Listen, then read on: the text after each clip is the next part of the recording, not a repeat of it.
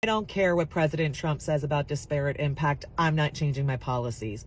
So in 2016, HUD issued guidance that said, when housing providers have universal policies regarding criminal backgrounds, so criminal convictions, they are having disparate impact or an inordinate negative impact on a protected class, which in this case is people of color, which HUD was just basically acknowledging we have a problem in this country where people of color are investigated, charged, convicted, and sentenced in harsher ways than white people. We just know that to be fact. And they said, so because that's the case, when you make these policies, you're having a more negative impact on people of color and therefore a protected class. So you're no longer permitted to do that.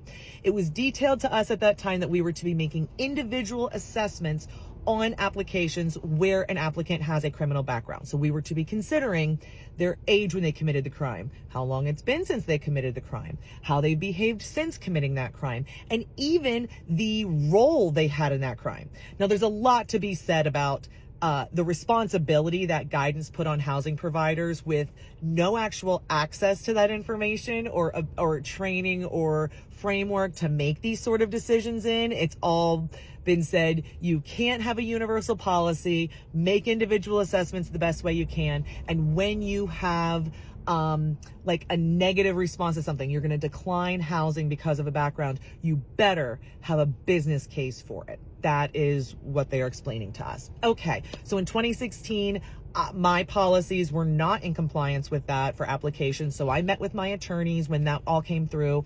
We made compliant policies. You can see them on my company's website, onefocuspm.com. But we started operating that way immediately.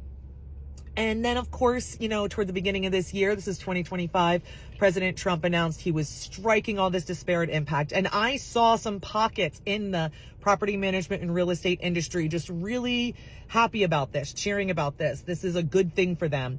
And I looked at what's happened the last 8 or 9 years operating under these new ways of doing things, and it's just fine.